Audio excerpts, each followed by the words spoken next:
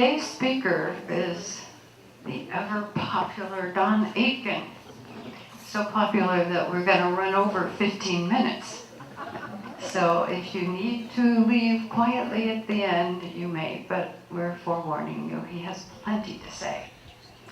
He's going to talk to us about the 6th annual update, climate change, a primer on nuclear power, global renewable energy developments, including Mexico, and solar taking off in Ajijic.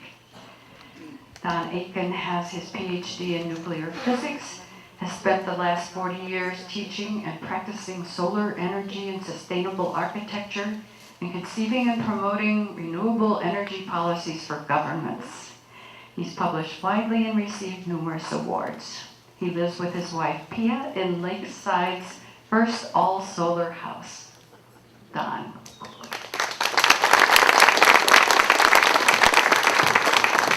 Thank you, Margaret.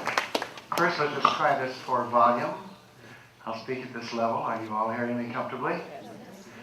It's a very bad forensic style to make an apology before you start talking, but if you caught this awful flu about 3 days ago, and then stood up here, you realize that I probably ought to tell you that I'm on 2 cylinders out of 8, and just understand that things are a bit slower for those of you who are used to me being like this all the time. So I hope you all had chairs. We had extra chairs ordered, and they didn't come, but I believe that I see everybody seated.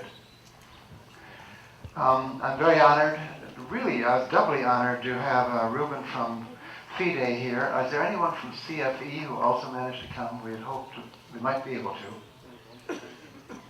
Do I see? Yes. Thank you so much. We're really honored to have 3 gentlemen from CFE, and the CFE is greatly responsible, co-responsible for our wonderful solar successes in this community, and we thank you for coming. And discúlpame, yo hablo en inglés por los otros. Okay. And Ruben is executive director of FIDE, and FIDE is FIDE's, I always thought it was an acronym, and it's not an acronym.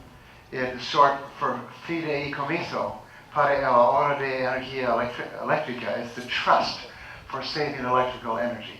And FIDE it's a quasi-independent, it's supported by CFE, but independent board of directors responsible for Mexico's energy efficiency projects and policies. And I'll be talking about that before we're through.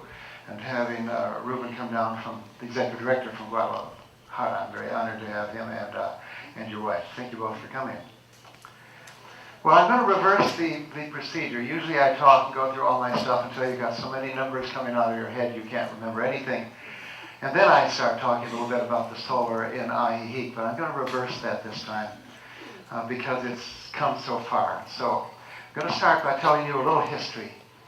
In 2007, at my 2nd annual, we rented here in 2006, and I gave my first talk here. 2007, when we first moved here, and I stood up and described the solar, electric, and water systems that my wife Pia and I were putting on our house that year. And people came out after it was up and visited. Well, in 2008, I was pleased to stand up before you on the 3rd annual talk and say that there were 4 houses now in the community. I thought that was great. In 2009, it got really quite nice. There were 17, I can say there were 17 solar houses, and several of the solar homeowners came here. Last year, it kept on going. And I was able to say we have about 30 solar electric homes now in the community, and people applauded, and some of the homeowners stood up. This year, how many do we have? Some guesses? 140. 40? 60? 47? Really precise. 63. He hit it just about on the head when he said 200.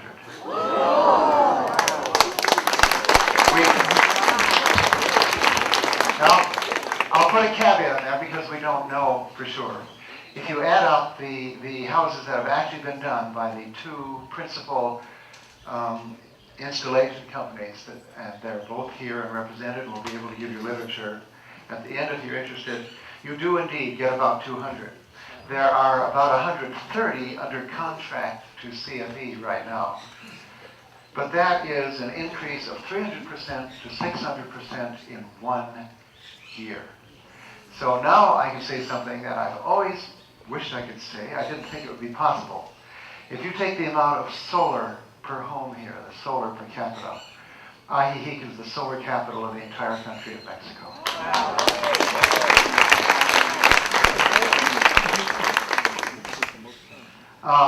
Certainly what's happening is driven in part by economics.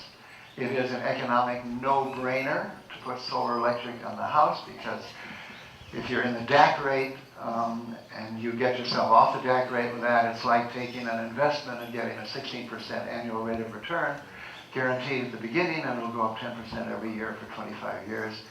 And it's just an extraordinary investment. And people are finding that. And of course, in addition, we've got this wonderful environmental benefits that we get from that as well. I mentioned CFE before, and I'm honored to have been appointed to, not CFE, but to FIDE as the first American or Canadian who's been appointed to that energy efficiency company trust, and was awarded a very nice plaque from them in return for what my wife and I have done for moving energy efficiency and renewable energy and talking about it in this area. So thank you very much, Ruben.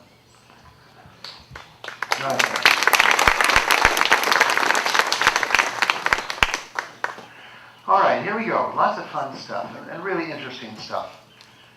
And spirit will overcome flu any day. Just a moment when I put this together. I'm going to start out with 2 disparate quotes, which are really fun. I'm going to first talk about global warming and climate change. And each year I do an update, and I want to remind you that everything I present here came out in 2011. So all the data, all the reports, everything that I refer to is new stuff that you didn't hear last year. That's the idea of having an update.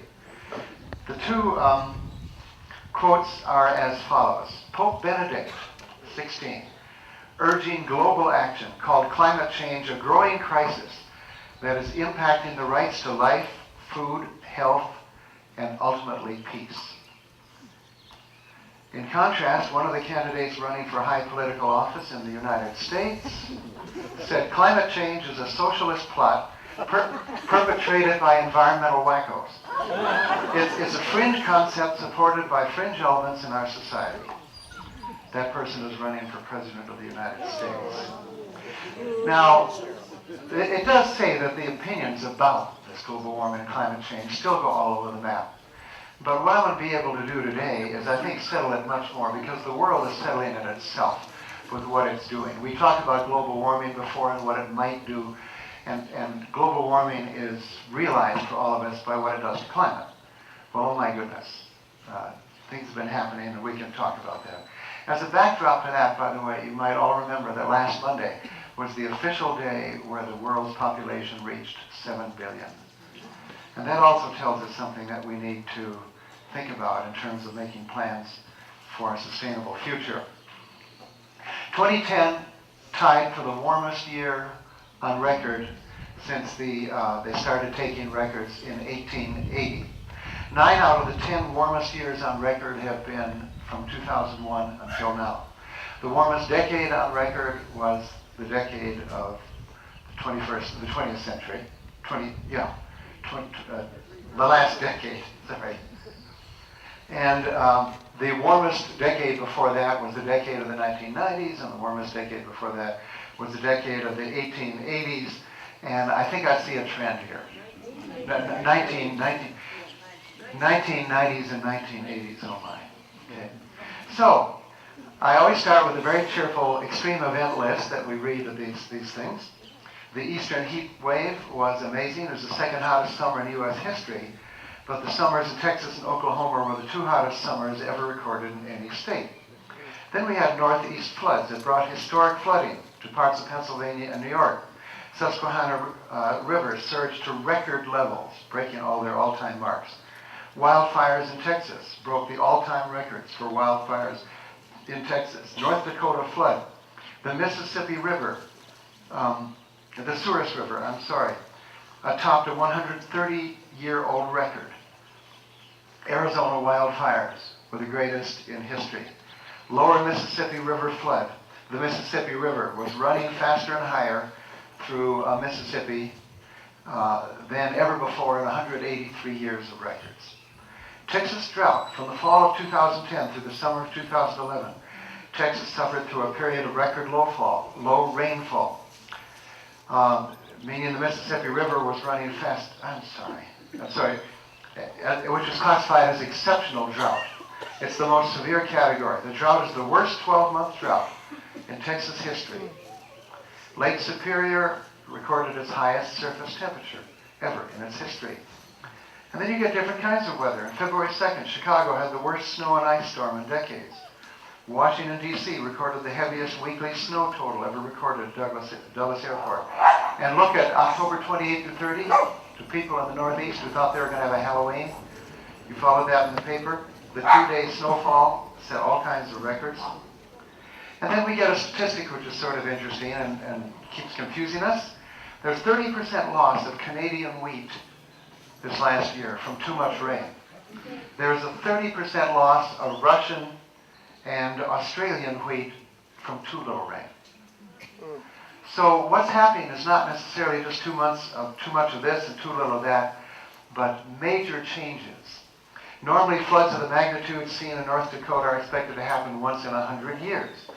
But one of the predictions of climate change, the models, is that extreme weather, floods, heat waves, droughts, blizzards, will become more common. So the question is, are the floods and other extreme events examples of predictions that are actually now turning into reality at an incredibly rapid pace? Increasingly, the scientific answer is yes. And I quote from here, scientists used to say cautiously that extreme weather events were consistent with the predictions of climate change, but you couldn't point to any one. You can't point to any one, you still can't, and say that was caused by climate change. But when you get 100-year events happening every 5 years, and when you have a 1 in 100 chance happening here, well, 1 in 100 chance happens there and they happen simultaneously, that's 1 in 10,000 chance that they'll happen.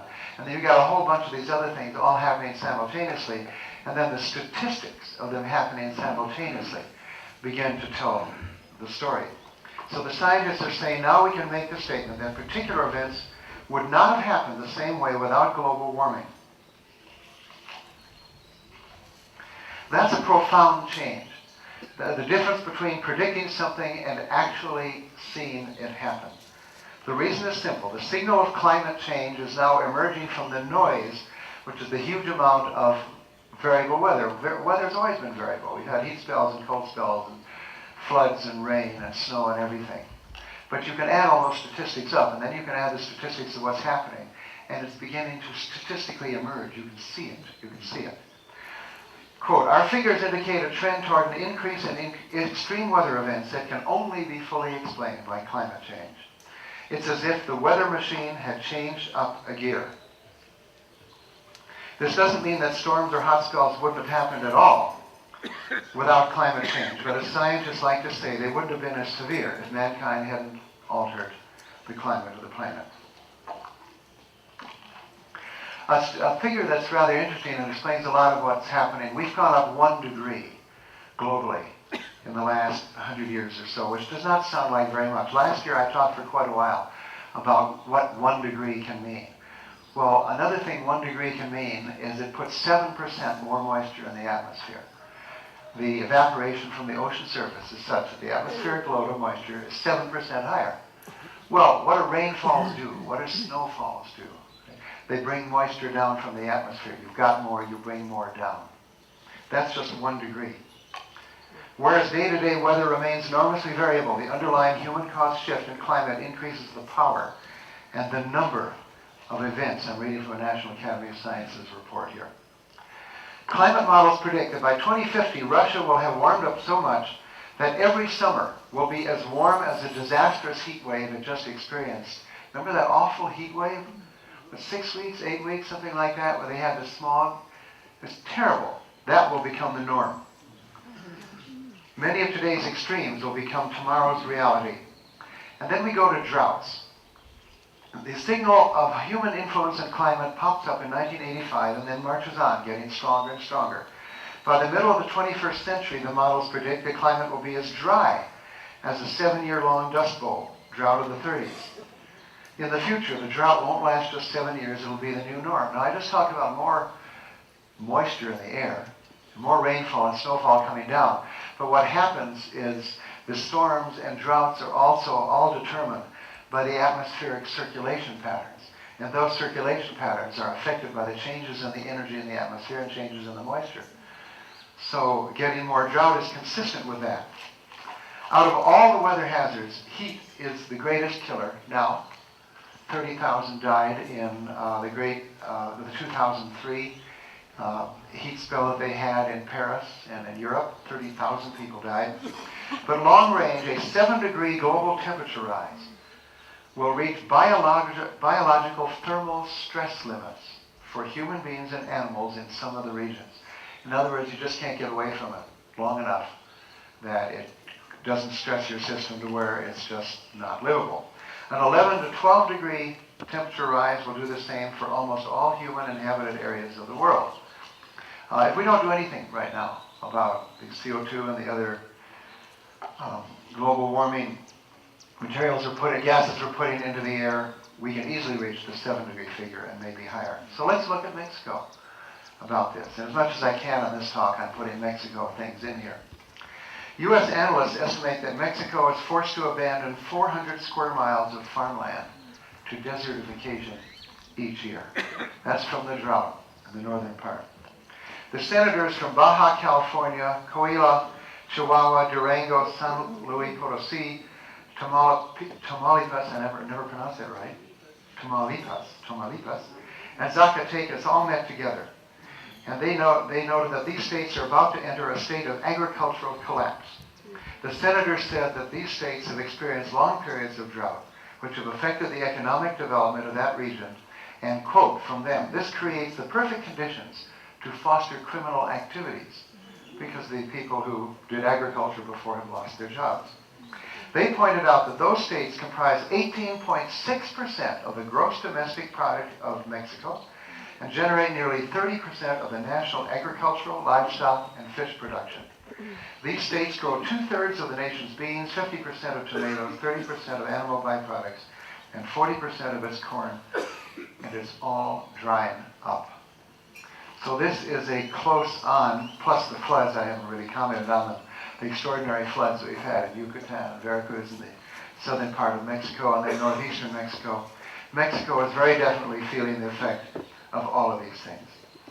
Well, America's leading scientific body, the National Academy of Sciences, came out and made a stronger statement than they have ever made before about global warming. Climate change is occurring. It is caused largely by human activities, and it poses significant risks for, and in many cases already affecting, a broad range of human and natural systems. So no longer the caveats that it might be this and it might be that and so on. The evidence is just too strong for that. And they concluded that preventing the worst consequences would require accelerating the transition to cleaner, more efficient energy sources. Well, as the energy of the atmosphere changes, one of the things that changes is wind. And they've now shown in the last 20 years that the Earth in general has become windier. If you're in wind generation, that's just fine. But it does show also that energy is moving around much more vigorously than it used to move around. The yearly massive loss from Greenland's ice sheet increased by 300% just in the last 10 years. The Arctic temperatures in the past 6 years were the highest ever measured. The cover of the sea ice in the Arctic Ocean is shrinking faster than projected. And the report that the Arctic nations just came out with shatters the forecast made as recently as 2007 by the United Nations. An international research team has shown that the rate of sea level rise along the U.S. Atlantic coast is greater now than at any time in the past 2,000 years. And that's consistent with what they calculate with the global warming. The World Glacier Monitoring Service reported the 19th consecutive year of shrinking mountain glaciers. Glaciers are all melting in all of the world's major mountain ranges, including Andes, Rockies, Alps, Himalayas, and the Tibetan Plateau. Therefore, the melting of these glaciers, coupled with the depletion of aquifers, presents the most massive threat to food security the world has ever faced. This is with 1 degree of warming. So you begin to get a sense of how delicately balanced the Earth is, and I often talk about that, to energy flow. The amount of energy coming into the Earth from the sun, which is where it comes from, is exactly balanced by the amount of energy that the Earth gives off and radiates back to outer space. And that allows the Earth to stay at a temperature, which is exactly between these two energy balances. And if you do anything to disturb that energy balance a little bit, things have to change. And by decreasing the ability of the Earth to radiate out, which is what the greenhouse gases do, we trap more near the surface. And as a result, it gets warmer. And consequently, we have to reach a new energy balance. And that energy balance determines everything. It determines the flow of the great flows of the air and the ocean currents. And the important thing here is all of this with 1 degree. Well, we talked about the potential to affecting food production. Let's see what just happened this last year. The warming hits corn and wheat yields. Farms worldwide produce 3.8% less corn and 5.5% less wheat than they would have from 1980 to 2000, thanks to rising temperatures. And that statistical analysis showed that if the weather had been cooler for corn, annual global losses amounting for millions of tons, which is equivalent to the total corn crop for all of Mexico, might have been saved. We now know that a 1 degree rise in temperature reduces corn, wheat, and rice crops worldwide by 10%. We now know that a 1 degree rise in temperature, which we have, can increase ground levels ozone by up to 2 parts per billion, which doesn't sound like very much until you realize it leads to an additional 2.8 million respiratory ailments in the United States alone.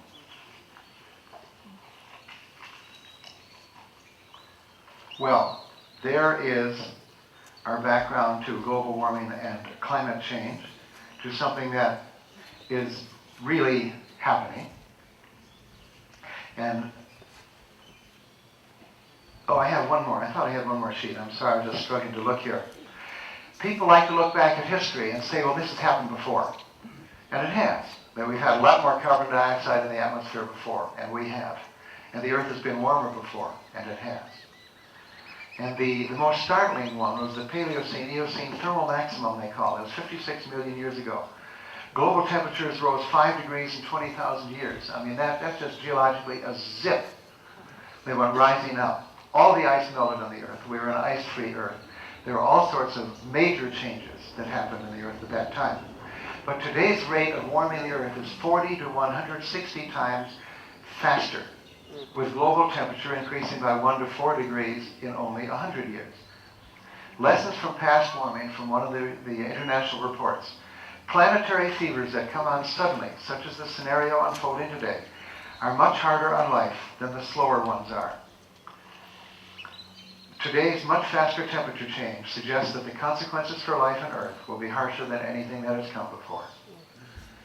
Now, the reason I do this every year is partly just to help educate people on what's going on and with global warming and climate change and how it's being interpreted and how the scientists are interpreting it, but also to provide the background for the greater and greater urgency for us to do something about it. And what we have to do about it is to stop putting the global warming emissions into the atmosphere. We have to stop doing that.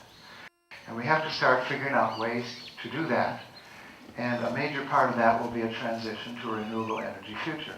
And that leads into other things I want to talk about. Let me first talk about fossil fuels for a little bit. Last year I spent quite a while pointing out that CFE's Cantarell and other wells have been going down dramatically. The amount of oil they're able to pump out of the wells, even with what they call secondary recovery, putting nitrogen into the wells, is dramatically being reduced. Well, when you do projections for the future, it's ridiculous for me to hold charts up like this, but you can all see that it's just colored green things that go down. Those are projections by the fossil fuel industry as to their ability to produce fossil fuels as we go into the future. And this line up here is projections, international projections, of what the world will be demanding at the same time. So we're heading into an enormous gap. Now things are beginning to happen. Pemex itself has been doing some good work. And they're putting much more money now into exploring. They have found some new productive wells. They are doing their best, and they're dedicated to do their best to continue to try to meet Mexican oil demands. But the most important use of oil in Mexico is not making electricity, it's driving vehicles. That's the hardest thing to transition. And so Mexico, just in the last 2 years, has already evolved from primarily making electricity from oil now to primarily making it from natural gas. So they're making that transition very, very fast. The International Energy Agency, let's take this off.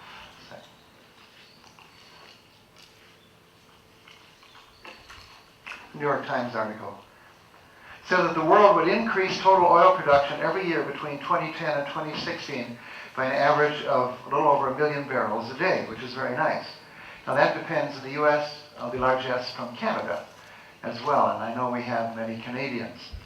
This says the report projected by 2016, Canada, already the most important source for United States oil imports, would produce 1.3 million additional barrels a day as it expanded production from the oil sands in Alberta and sent 500 million of those down to the U.S. in a major pipeline. And in fact, the report cautioned and said the U.S. Oil future depends on that pipeline being built. The optimistic outlook depended partly on the U.S. government's approval of the Keystone pipeline, which would take the 500 million barrels down to Texas and Louisiana.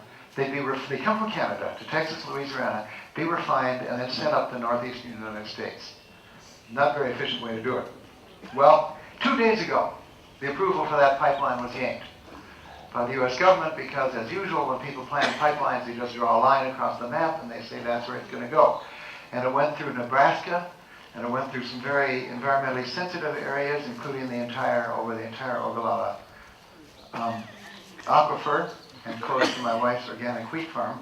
And finally they decided maybe this pipeline needs to be redesigned to be a little bit safer, and that whole process has been set back. But people aren't talking about oil these days, they're talking about natural gas. And there's a new technique called fracking. And fracking is where they've discovered that there's enormous natural gas reservoirs in natural shale deposits about 1 mile down, typically. And they're all over the world. And if you drill a pipe down into them, and then you can turn the drill sideways, so you can drill another mile sideways, and the pipe is perforated. And then you force air and sand and chemicals under great pressure down through that pipe. It cracks the shale, because shale cracks easily. When the shale cracks, the gas then can migrate out to the pipe and come back up to the surface, along with 40% of the water and the chemicals that you put down comes back out again when you do that. Everybody's terribly excited. They say the U.S. now has got a 100-year supply of natural gas. We can really make the switch. Well, natural gas is a wonderful source.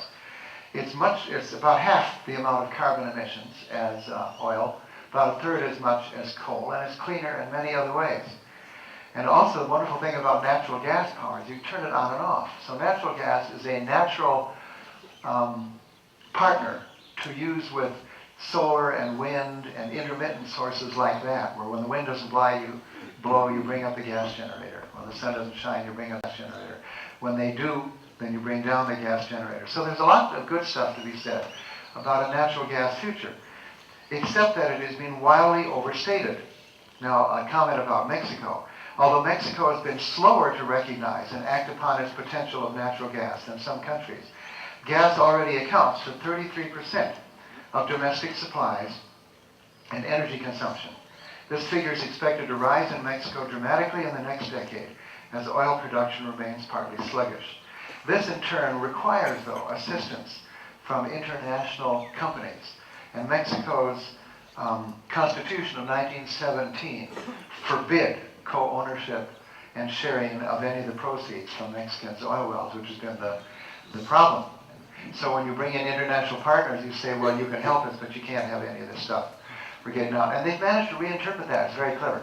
They've interpreted by saying it's okay to bring in international partners and to share in the increase. And that's the way they've legally sort of gotten around it. And they're beginning to do that, which will help. But insiders sound an alarm amid a natural gas rush. Natural gas companies have been placing enormous bets on the wells they're drilling, saying they'll deliver big profits and provide a vast new source of energy, not just for the United States, but Canada and for the world. But the gas may not be as easy and cheap to extract from shale formation deep underground as the companies are saying, according to hundreds of industry emails and internal documents and analysis of data from the wells. There is undoubtedly a vast amount of gas in the formations. The question remains how affordably can it be extracted. The amount of gas produced by many of the successful wells is falling much faster already than initially predicted by the energy companies, making it more difficult for them to make a profit and forcing them to have to drill more wells just to keep up. So this is just the cusp. This is the early part of this new technology, and while we're stating all its great wonders, we're beginning to find some of the realities already. Well, we can do coal.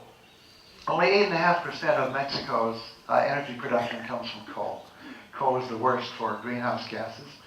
But a rather poignant article appeared in May, 3 dead, 11 trapped in Mexican coal mine explosion. The mine had opened just a month earlier. They employed 25 miners, of whom 14 were dead by the time the accident was over. It lasted 1 month. A similar blast caused by methane gas killed 65 Mexican coal miners in February. Okay, close to where this explosion happened. Mexico, like the U.S., can substitute efficiency and renewable energy and natural gas for its difficulties with coal, and since it's only 8.5%, they can do that. Well, the final thing to say here is that there's been about this, is everybody's been talking about clean coal. Even the President of the United States says we want to have clean coal. They don't just say coal. And the industry says, yes, we're talking about clean coal. I mean, clean coal is an oxymoron to begin with, but it's all right. What they really mean by that is that they plan to have coal-fired plants, they plan to extract the carbon dioxide from the emission and put it down underground, where presumably it'll just stay put for eons. And it's never been done.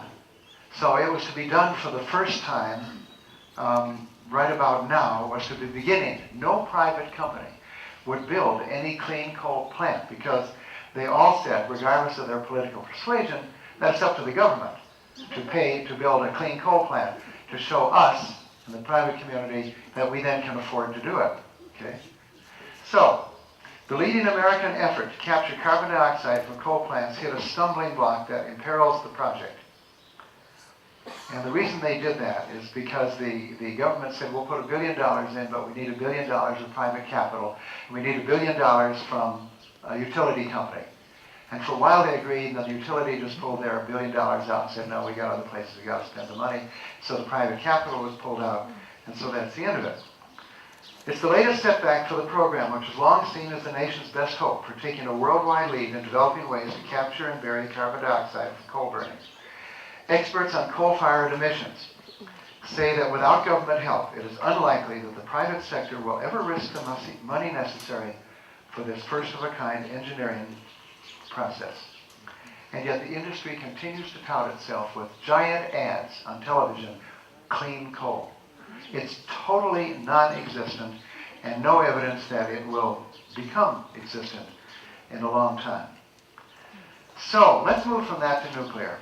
And I indicated in my little blurb that we wrote about this that I wanted to talk about this for a little while. Because there are things about nuclear that people don't fully understand, especially in the area of financing and risk management and so on.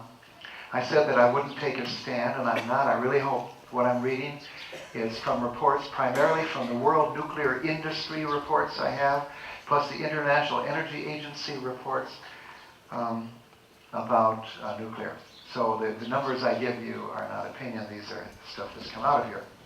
From the International Energy Agency World Energy Outlook for 2011, and as analyzed by the nuclear industry in World Nuclear News and then reported, all forms of primary energy production by 2035, they project.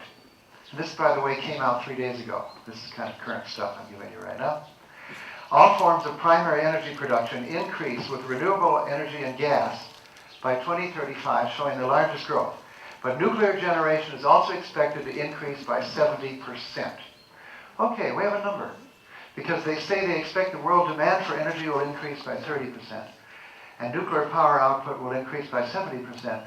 Now we can come up with a value for what percent of the world's energy production is expected by the industry to be nuclear by 2035, and then we can project beyond that. So here we go. A couple numbers here. To reach this goal, Oh, there are 443 operating nuclear plants worldwide right now. That suggests there will be 753 operating, 70% more, right, by 2035. That means we bring 310 new ones online in 25 years, or 12 a year from now to 2035, from now.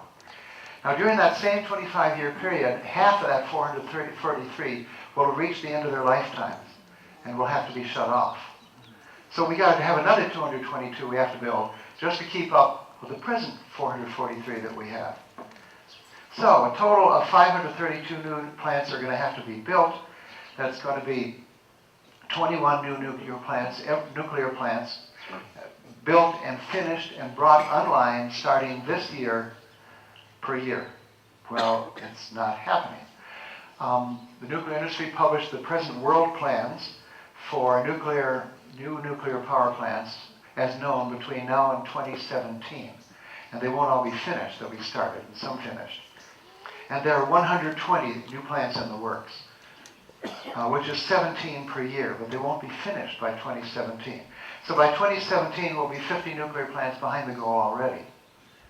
Now, the very idea we can do 21 plants in a year, I've always said you couldn't do more than 10. There are only 2 places in the world, there'll be a third very shortly in China, where they make the containment vessels that you can use in nuclear power plants. You can only make so many. You can only make one a month, maximum. It used to be one every 6 months.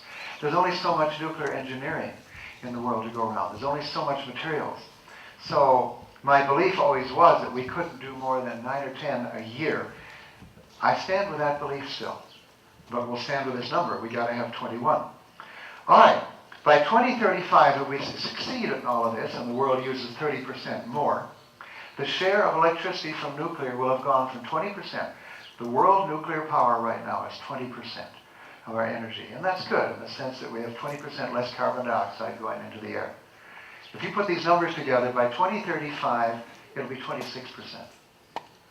So the nuclear industry going flat out, according to their own projections, will reach at most 1/4 of the energy that we need and of the low carbon energy that we need by 2035. And you can continue to project it. And you don't get them beyond 30%. Between 25 and 30% is the maximum mathematical projection that we seem to be able to make for the ability of nuclear to come in. That still leaves 74%, or 3/4 of global electricity production, that will have to come from other sources. Much of that will be natural gas, but continuing the present growth rate of renewable energy, such as solar and wind, suggests that renewable energy will be delivering more power to the world than the sum total of all nuclear power plants. We already reached that in the United States if you count hydroelectric as well. That renewable energy gives more than everything else. The obvious conclusion is this: nuclear power may continue to reduce global warming emissions by up to 25%, but it won't be able to do more than that. In other words, nuclear energy is not and cannot be the answer to global warming. You need to keep that in mind when you see the ads and when you read things about it. These are just the industry's own statistics saying it's best we're going to be able to do. Let's talk about the type of nuclear power just for a minute, because people talk about generations, generation 1, 2, 3, and 4. Generations 1 were the early prototypes that they did in the 50s. In the 60s, they started to commercialize and they built them. And from 1960s through 1990s, generation 2 was what everybody built. Generation 2 is what just blew up in Fukushima. And generation 2 is what we have at 3 Mile Island. Generation 2 is what we've got. Generation 3, which is the same stuff, they're boiling water reactors, light water reactors, pressurized water reactors. These are all different ways of just making water into steam to turn a turbine, all right? And they're very slightly different technologies. Generation 3 was an improvement on the operation of the Gen 2 machines, but that's all. It's not a new generation.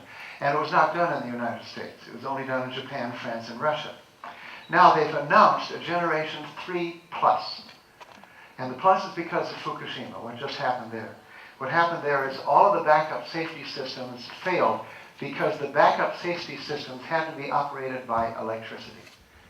And on the tsunami swamped everything, all the electricity went out. There was no way to operate backup safety systems with electricity that didn't exist. So Generation 3 Plus, now they're getting smart. It's really a high-tech system. Put a giant tank up on top of these things full of water, And it'll hold 3 days worth of water to cool the plant in the event that all the safety systems go out. It'll just gravity feed down. And then there's some other little tweaks they're doing too. So Generation 3 Plus is still the same technology that we've got now, but they're going to what they call passive safety systems, which is very important to do. It took them a long time to figure that out. All right. Generation 4, just like clean coal, the industry talks about Gen 4. Generation 4 are going to be the small modular plants. They're going to be clean. They're going to be more efficient. This is the future of nuclear power. And in a sense it is. You can go from a uranium cycle to a thorium cycle. In the uranium cycle, you use 2.5% of the uranium in your fuel rods. You got to store all the rest of that stuff. You go to a thorium cycle, you use 99% of the radioactive thorium. Thorium is 4 times more prevalent in the Earth's crust than uranium. Easier to get, easier to handle. All of these things. There was an experimental thorium reactor that was made, and it was up for a while in Los Alamos, up for 30 years, and then went down. So you already have a promise of what could be a new direction. That would be Generation 4. Well, we look at those plants, the 120 plants that are going to be built by 2017. They are all Generation 4.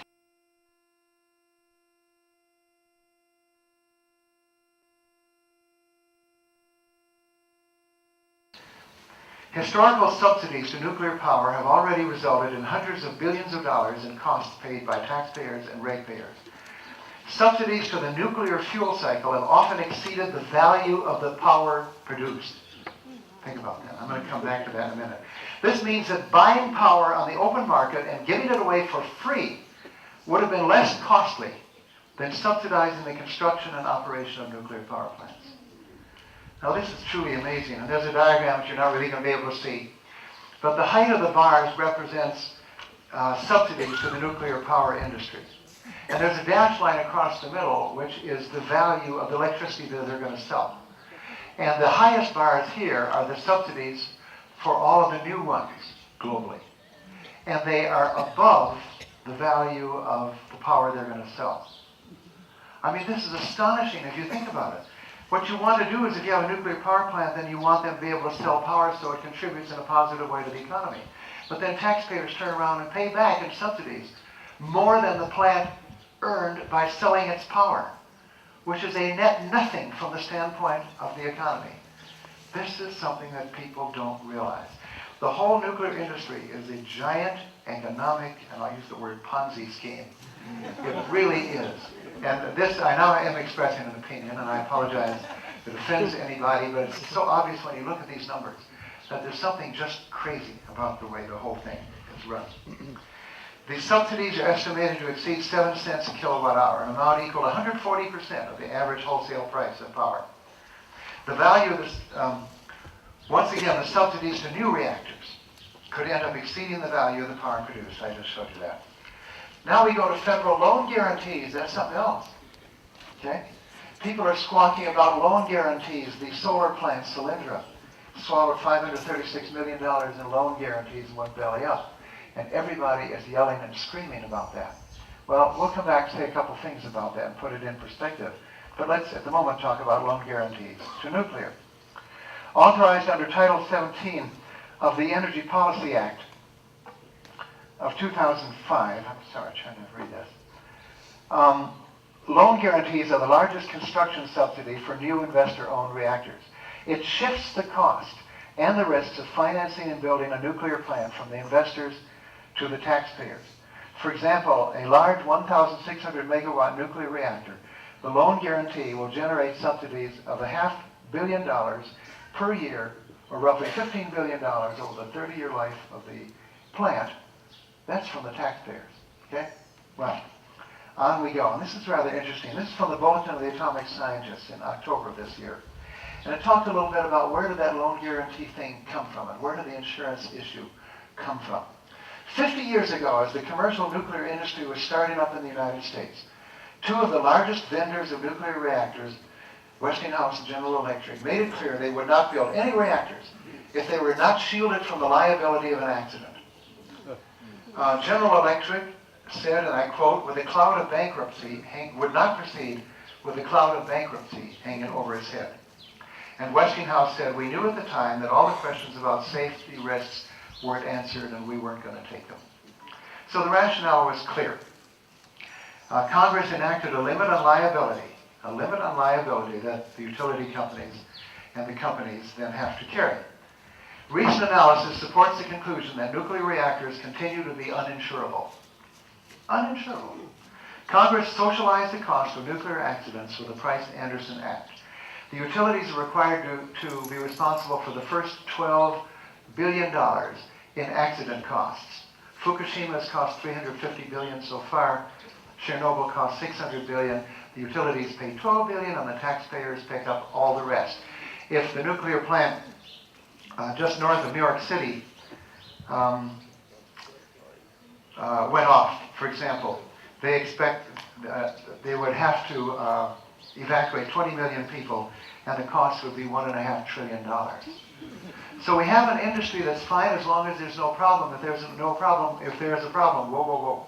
Government, this is again, regardless of political persuasion, government, you and the taxpayer, got to pick up that problem so we can continue to do it. That's pretty scary.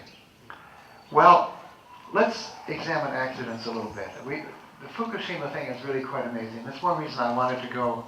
It'll be another 20 minutes. And I wanted to go that long because I wanted to share in a little bit more depth the things I just had with nuclear. I suspect a lot of what I've said surprises a lot of people. When people say we're for nuclear power, step back and think economics for a little while. And for years, I've just been talking economics about nuclear. Fukushima. Fukushima means Fortunate Island. Oh my. What a nice name. 150 miles north of Tokyo. It had 6 reactors. At 2:46 p.m. on March 11, magnitude 9.0 earthquake under the ocean, 230 miles northeast of Tokyo. The strongest recorded ever in Japan. The Japanese coastline sank 2.6 feet. 3 of the reactors were down for maintenance. 3 were actually in operation at the time. 7 tsunamis followed. 20,000 people died or disappeared along the coast. 80,000 people in the area were ordered to be evacuated. The first wave was 19 feet, and it didn't top the seawall. I have pictures that I can't show here. They have seawalls around it to keep tsunamis out. And they just made the seawalls high enough to keep out all the tsunamis they know about, right? So the first one didn't top the seawall. Then the second one came in at 46 to 49 feet high. It went right over the seawall. Water swamped the reactor buildings, knocked out power in the control rooms, destroyed the backup diesel generators on the ground floor and the basement. Without a constant source of coolant, the cooling water around the nuclear fuel rapidly evaporated, steamed off, and the nuclear fuel now in reactors 1, 2, and 3 is all melted down. They have 3 major meltdowns. Right now, we had a partial meltdown on 3 Mile Island. These are complete meltdowns. The accident released about 1/6 as much radiation on land as had the Chernobyl accident. First 4 days, the wind blew the radiation out to sea. Then it turned and it mixed with rain and snow, taking radioactive particles deep into Fukushima's mountain forests and streams. Ultimately, it spread radiation over an area the size of Chicago. The tsunami was history's most expensive natural disaster. It's cost the Japanese government at least $350 billion. That's the tsunami. The cost to Japan from the nuclear disaster is estimated also to be $350 billion, and that was a man-made disaster. The $700 billion that the Japan government is having to come up with all of this is seriously going to depress its economy for some time to come. How did this happen? Partly from the fact that the agency charged with policing nuclear power plants was also part of the ministry in charge of promoting them. Same people. Okay? For the previous 20 years, Tokyo Electric faked hundreds of repair records of the plant, and they lied about emergencies that had happened to keep the public supporting nuclear power. The government ignored a warning by a seismologist about the vulnerability of the Fukushima plant to tsunamis. The plant tsunami walls were designed to absorb swells up to 19 feet in height. The March tsunami was 3 times that high. And finally, since of course they thought no tsunamis could ever be enough to go on the wall, where do they take these backup diesel generators? As soon as you lose power, the backup diesel generators go on, and they keep powering the pumps, which keep putting the cooling water to keep these systems from melting down. They put them down in the basement. So the very first water that came in over that wall, of course, turned the basements into swimming pools, flooded out the diesel generators. I mean, this This is engineering genius. Right? Well, who engineered it?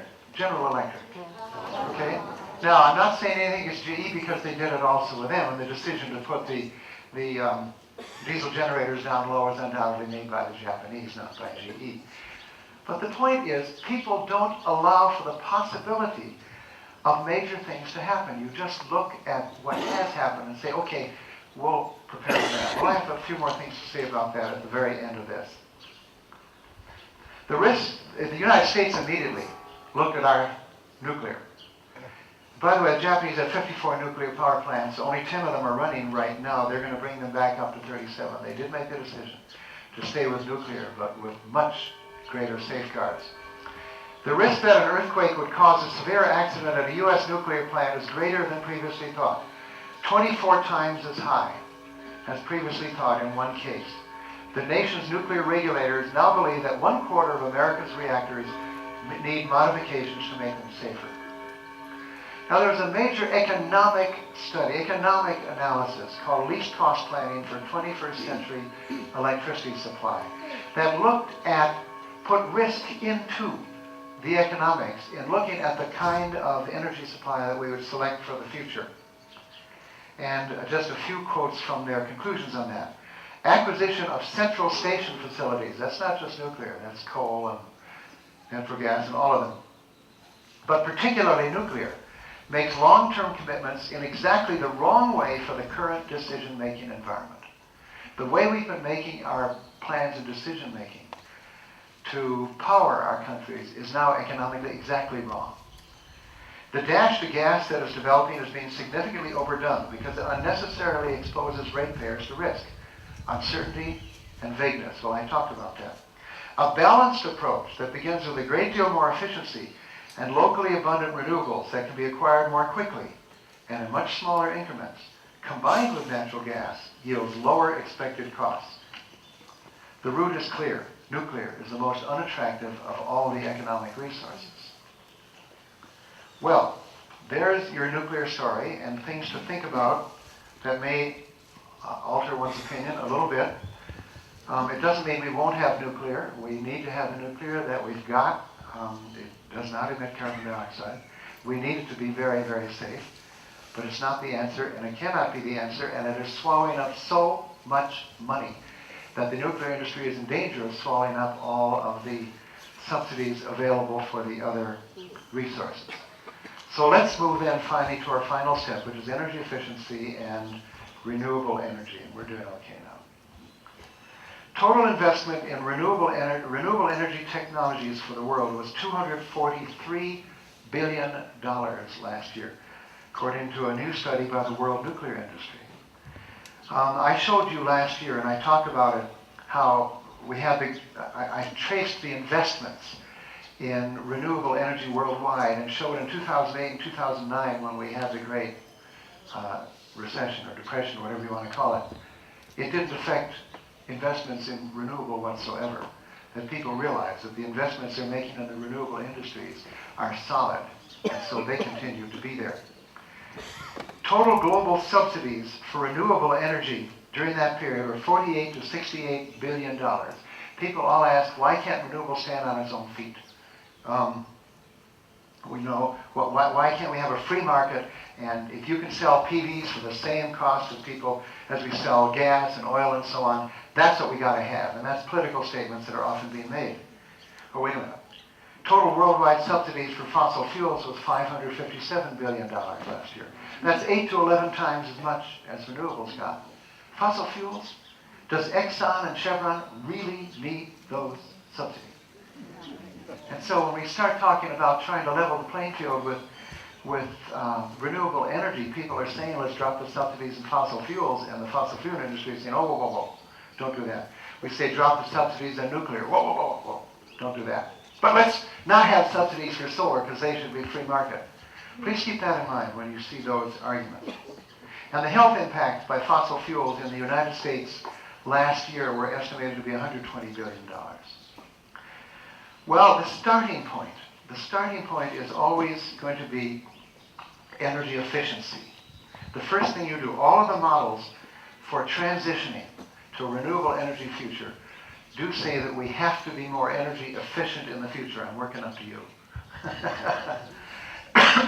Excuse me. I'm fine if I don't laugh. President Obama just announced the new fuel efficiency standards last Friday that are going to require vehicles to have an average of 54.5 miles per gallon by 2025. That's an average over everything. It's 27 miles a gallon right now is what the U.S. fleet average is. It has to be 34 miles a gallon by 2016 and 54 miles by 2025.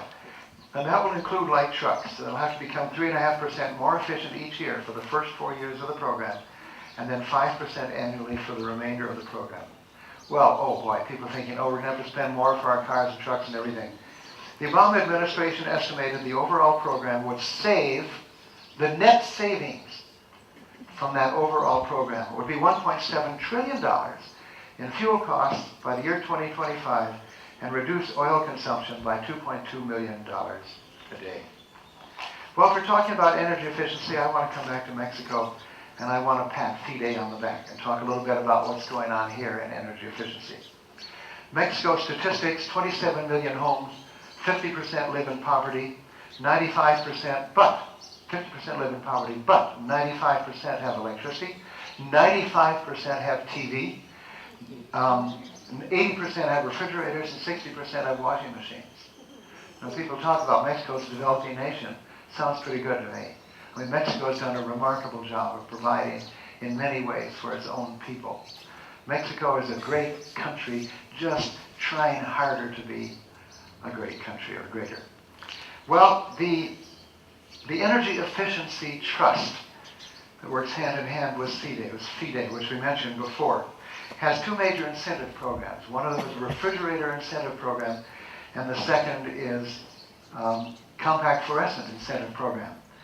There are 10 million homes in Mexico that now have energy-efficient refrigerators. An energy-efficient refrigerator saves about half the energy each year that it would if you didn't have it, which means it reduces the carbon dioxide emissions by half. FIDE gives incentives to lower-income people to turn in their old refrigerator and buy new energy-efficient ones. I attended a celebration earlier this year for the 1 millionth refrigerator exchange. The woman who had made that exchange was honored and hugged by President Calderon for her contribution to the Mexican economy. Remember that. This is a win-win situation for FIDE. For CFE. I wrote FIDE, I meant CFE. This is a win-win for CFE, is what I'm trying to say. CFE subsidizes the electricity for low-income people. If you're not on the high DAC rate, if you look at your bill, you'll see on the lower left-hand corner figures for how much of your electricity was subsidized by CFE, because they're charging you less than it costs them to make it and sell it. Okay? When people use the energy-efficient refrigerators, CFE no longer has to pay the subsidy on that amount of energy that isn't used. The result is that CFE gets its money back in 2 years from that program. So the energy efficiency program works wonderfully for the country and works wonderfully for CFE. It's a fine combination. Compact fluorescence. The program, again focusing on the lower income, the lower electricity users, has people bringing in 4 incandescent lights. Did everyone get one of these, or a lot of those did? That's thanks to Executive Director Rubin, who brought them and described the program. You bring in 4 incandescents and they give you 4 of the compact fluorescents. But the goals of this program, starting in July of this year, is to exchange 22.9 million bulbs by the end of the year, another 22.9 million for a total of 54.8 million incandescent lights replaced by CFLs by the end of next year. More important for CFE, when the lights are on, after you've got that 54 million bulbs that use 80 watts less, they're giving you a 23-watt bulb instead of a 100-watt bulb. You take 80 watts times 54.3 million lamps, and you go back and ask CFE, what did that do to your system as far as providing power? And the answer is it reduces the demand on the system by 3,600 megawatts, which is equivalent to 3 nuclear power plants, all from trading light bulbs. Now, the new rules, as of next year, next January 1 of next year, it's going to be illegal to sell 100-watt incandescent bulbs in Mexico. And as of January 1 the following year, it's going to be illegal to sell 60-watt and 40-watt incandescent bulbs in Mexico. Now, I have to comment here that people always will start saying, oh, everybody says that these compact fluorescent lights are very dangerous. And they do have mercury. All the fluorescent lights have a little bit of mercury in them. And a statistic that I gave last year, and I'll give again right now, is if you took a compact fluorescent light and you smashed it on the ground, the mercury it would release into the atmosphere is only 1/10 as much as the mercury that would have been released into the atmosphere by the power plant, burning the electricity for the incandescent bulb that you replaced. So whenever you replace an incandescent bulb with a compact fluorescent, even if that mercury escapes into the environment, it's only 1/10 as much as it would have been if you had not replaced it. The worry, of course, is if you've got kids around, if a kid takes it and breaks the thing, and then you do have mercury vapor, and that is a worry. And obviously, you have to be careful with that, and you have to be careful with the disposal of it. But they don't. People are saying, you can't do this, and they're throwing the baby out with the bathwater, as we say. Well, why is this here? I want to talk finally about the renewable energy transition for the globe, which is not appearing right here in my writing, so I'll just tell you about it. There have been, the International Energy Agency just surveyed 160 reports that have been made over the last few years talking about transitioning the world into renewable energy. Can it be done? The 160 reports came out saying it's technically and economically feasible.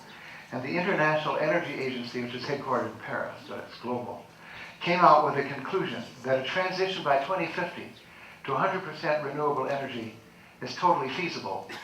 Politically, the transition might be more like 75% to renewables by 2050, but it is still totally feasible to be done. Well, if this can be done, and if the projections say it can be done, and the economic rewards are enormous, let's just finish up, since I can't find the other notes. Anyway, a little bit about Mexico's transition. Now, you won't be able to see these, but if you have, that's a picture of Mexico, and it's colored yellow. And the intensity of the yellow is related to the intensity of the sunlight on Mexico.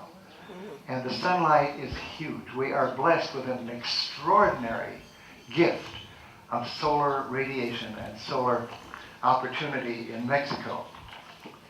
The next map is Mexico, carved up with some lines, including some little black areas. That's the wind potential in Mexico. And one interesting thing to see is you find it scattered around. It's scattered around in Mexico. The most famous one, of course, is down here in Oaxaca. The highest wind potential in the world is in Oaxaca. There's enough wind potential there to power all of Mexico by wind alone. But the problem, and I'll come back to that, is that you can't have transmission lines going all the way over, powering from one little place. And of course, you won't do that. And there's another resource, it's geothermal energy. We know about that. Those of us who go to the racket club and swim, or swim in San Juan Cosala, you're warming yourself with the geothermal energy. This is a volcanic region. You go down a mile, there's still magma. It's still hot down there. You don't have to go down more than 5,000 feet, in some cases less, in order to find water at 250 degrees C, plenty to boil into steam in order to make electricity. So there's quite a huge potential. And the geothermal map, thank you, shows different colors, and all the green areas are where you would have some potential, and they're little yellow dots. The yellow dots are where you have the greatest potential for geothermal use in Mexico, and they are in Jalisco. Isn't that nice? Now, the way you do the geothermal is just drill on down, and if you're lucky, you can just get the hot steam or the hot water coming out, flash it to steam, make electricity, or use it for the pools, or alternatively, drill farther down so that you can then pump water down, turn it into steam, and bring it up. That's how it's done. So Jalisco, my goodness, we've got solar, we've got wind, we've got geothermal. When you start plotting the emissions of these things, I did it just for geothermal thanks to what they just sent me. But if you have got coal and oil and natural gas, you've got to see bars that stick up in the air. I know I'm really stretching your eyeballs back there. But geothermal is this little teeny thing there. It's extremely clean. When you look at the emission of sulfur dioxides, you've got coal and oil and you've got geothermal. Little teeny thing. Now the nice thing about geothermal is it runs 24 hours a day. So now what have you got? Well, that says you can have solar and you can make electricity from it. When the sun is not available, you've got geothermal backup. Natural gas backup is what people are using, but you want to be able to phase eventually even out of the natural gas. And Mexico has that opportunity. So I will close with this and then just final reading that I hope I can find. Lessons learned, yes. Okay. This was my own map prepared for the Sustainable Mexico. And what it does is you simply see, it happens to be the wind map, with 6 colored circles on it. See, the problem is you don't have to connect all the wind and solar and backup resources all over the country with transmission lines everywhere. You can make the country into 6 sub-countries, 6 sub-networks. In each network, CFE could have a network of transmission. I have copies of these for you gentlemen back there too. I brought. Within each network, you can have a network of transmission lines connecting the solar and the wind and the natural gas. Connecting solar and wind and natural gas. Here connecting solar, wind, geothermal, and natural gas. Connecting solar and wind. But you can operate within these regions. So sustainability for Mexico will work if you start working in regional sustainability. And of course, regional sustainability starts with local sustainability. And welcome to Ajijic. The main lessons learned. History, I'm finishing. Right on time. History will repeat itself even in worse form. A story will illustrate this. Thank you. One that tsunami and survivors mentioned on the first day after the waves receded. Up and down the battered coast, they had rediscovered narrow stone tablets, some of them hundreds of years old, which had been left by ancient ancestors at precise points on the shore to indicate the high water marks of previous tsunamis. The inscriptions implored future generations never to build closer to the water again. One of the warnings read, no matter how many years may pass, do not forget this warning. 20,000 dead people would be alive today if they had simply heeded the warnings of the people who came before. Second, we have learned to take the black swan seriously. Have all of you been hearing the metaphor of the black swan? Everybody thought swans were always white until a black one was found, and that was sort of impossible, they thought. The black swan is that one chance event that comes along that completely changes the course of human history, and yet it is an event that was not predicted and could not possibly have been predicted. That's the black swan wars. The Second World War, Hitler taking over doing it. I mean, who? The 1800s would have thought that would have happened. Good things, the internet, definitely black swan, totally transforming the world and the information. Okay? They can be good or bad. In this case, no recorded earthquake in Japan ever reached a 9.0 magnitude, but the black swan came in. Okay? There had never been serious meltdowns. The black swan came into Fukushima. Okay? The Chernobyl one, I skipped some material here, was not a meltdown, it was an explosion, which is worse. One cannot design for all conceivable natural or man-made occurrences. The best one can do is to seek to have technologies that are robust and diverse with the least number of potential hazards in case things go terribly wrong. Our nuclear history has failed this test. Renewable energy passes it beautifully. Thank you. What? I forgot at the very beginning, I invited solar homeowners to come here, and I would like you people to see who in the audience has a solar home. Would any solar homeowners please stand up? Don't be shy. Stand up. Stand up. Look at this.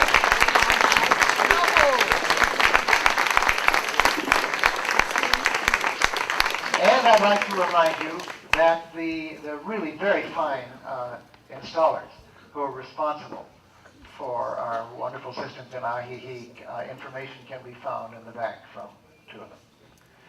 So now, I will take questions at this time, but I'm not sure there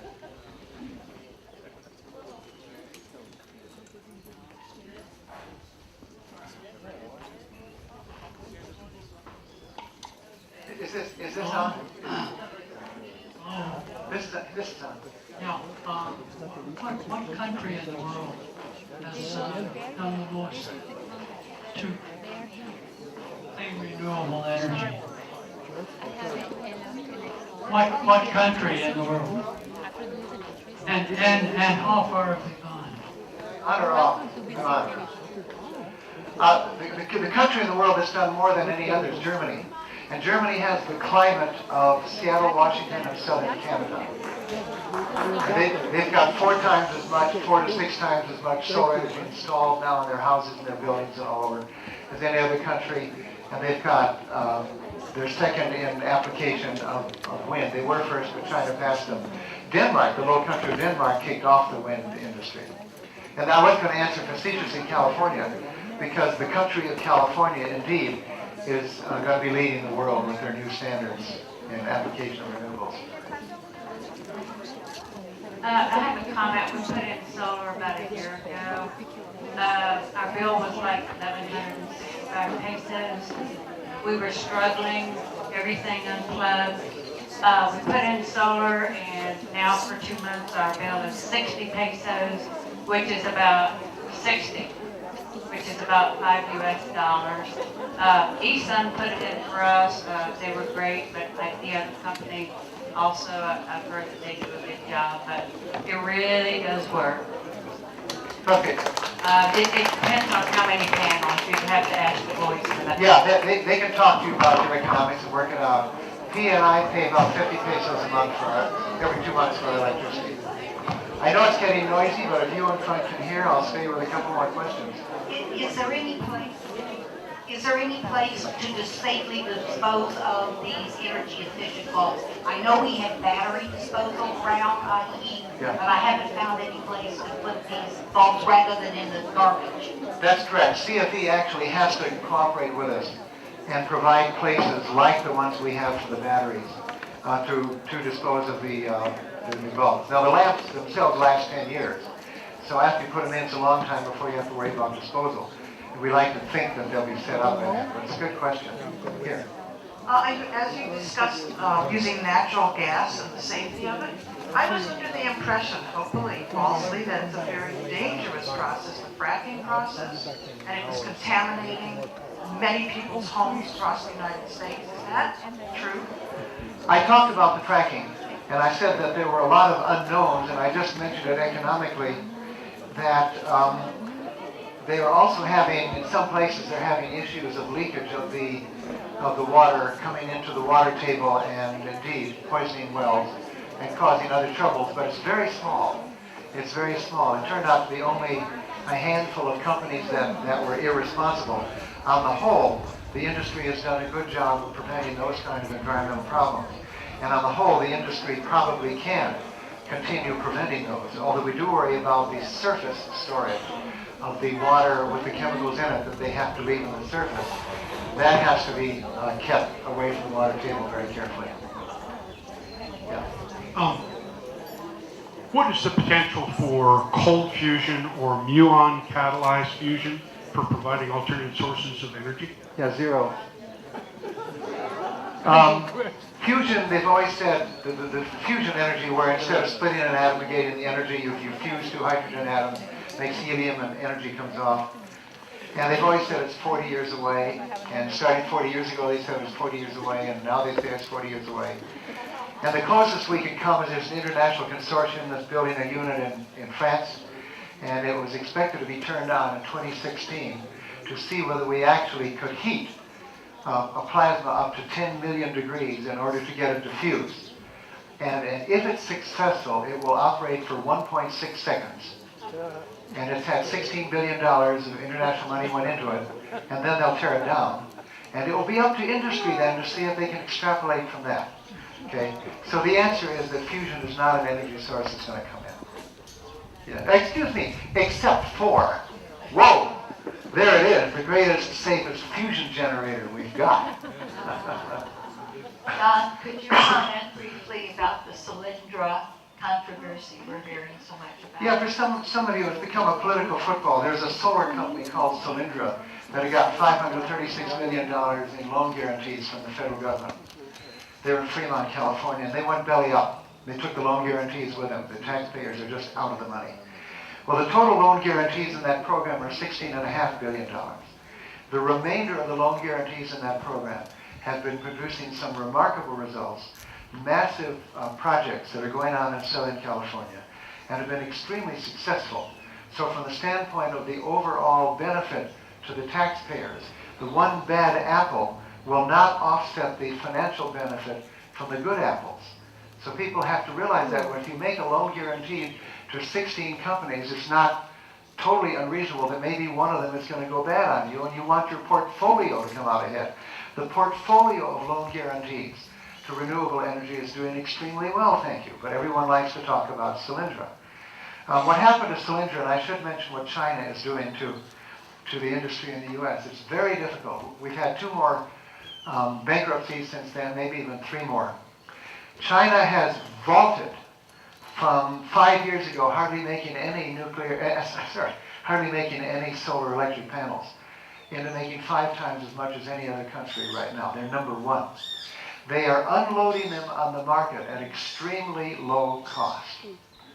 And so what's happening is everybody's all excited. You're going to capitalize from that, the low cost. It's brought all of the costs down.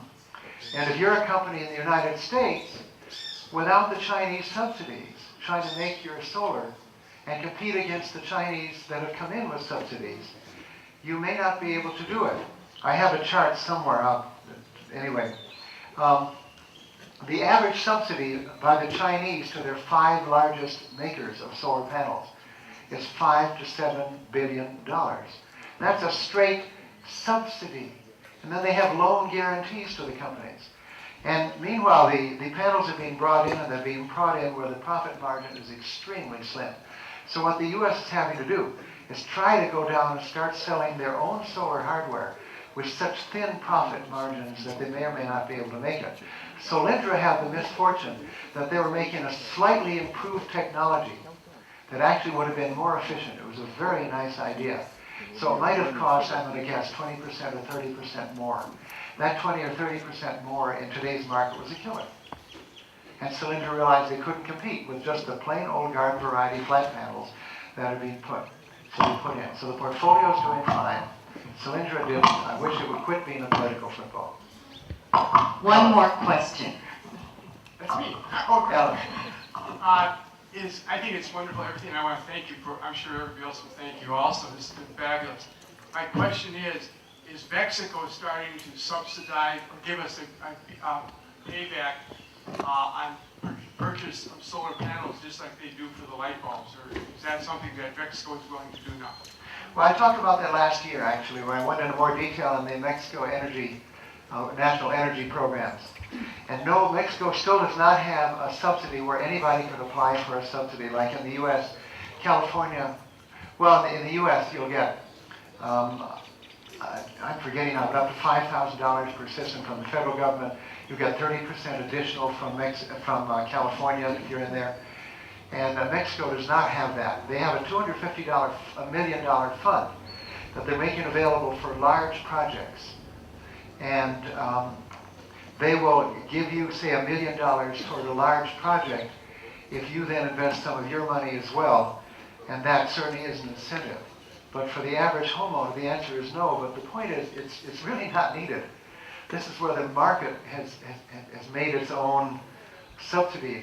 If you're paying at the DAC rate up to 44 cents a kilowatt hour, you don't need a government subsidy. That's the point. The subsidies are really meant for the places where power is much more economic. I would wish they would, They have the net metering, of course, you all know, you plug in your solar, your meter runs backwards, you put in the digital meter, you buy power from CFE, you sell power to CFE. They charge you for the difference when the meter is read right, they charge you for the sum when it's read wrong. Most of the time they really do it right, and it's a very good thing. But the major programs like that are not available here. Thank you, Don. Thanks for this wonderful update. We look forward to hearing the progress next year. Your houses. Yeah, with 200 this Who year. raised their hand? 400 houses next year? Why not? Okay, thank you. We have a few more things to say. Turn your cell phones back on. Next week's presenter is Richard Rhoda, Mexico in 2011, so much more than we think. Richard Rhoda co-authored with Tony Burton in 2010 the book Geo-Mexico, The Geography and Dynamics of Modern Mexico. Thanks for coming. Please pick up your coffee cups and stack the chairs by color and style. We'll see you next Sunday.